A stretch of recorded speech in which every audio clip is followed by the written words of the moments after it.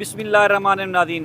Nadine मैं इस वक्त मौजूद हाँ कचहरी रोड के उत्ते और कचहरी रोड के उत्ते यह जरा हॉस्पिटल अली हॉस्पिटल वाला चौक है।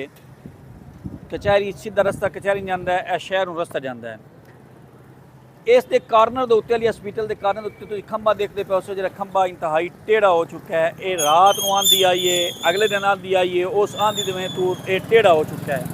और इन उत्ते जितनी तारा हैं वो तारा ਜਿਹੜੀਆਂ ਉਹ ਇੰਤਹਾਈ ਨੀਵੀਆਂ ਹੋ ਗਈਆਂ। ਉਸ ਤੋਂ ਬਾਅਦ ਇਹ ਖੰਭੇ ਦੀ ਜੇ ਤਾਰਾਂ ਇਦੋਂ ਖਿੱਚ ਵੀ ਤੇ ਇਹ ਖੰਭਾ ਤੁਸੀਂ ਤੱਲੂ ਦੇਖੋਗੇ ਤੇ ਇਹ ਖੰਭਾ ਵੀ ਜਿਹੜਾ ਹੈ ਉਹ ਇਸ ਟਾਈਮ ਟੇੜਾ ਹੋਇਆ ਪਿਆ।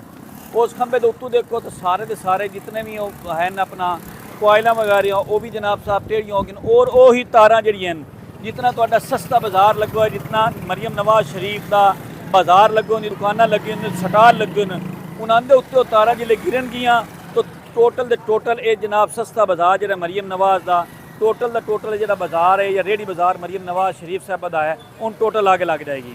राती एक पोस्ट लगी जिस तो बाद डिप्टी कमिश्नर चनियोट इतने मौके पर पहुंची। उस तो बाद CO जो म्यूनसिपल कारपोरेशन वो चनियोट इतने मौके पर पहुंचा। उन्हें आरजी तौर पर तलवियाँ जितनी तारा हैं वो तो उन्हें ख़त्म करवा दित्तियां, लेकिन ताहाल एक्शन वापडा की तरफों या वापडा की तरफों कोई ऐसा अफसर इतने नहीं पहुंचा।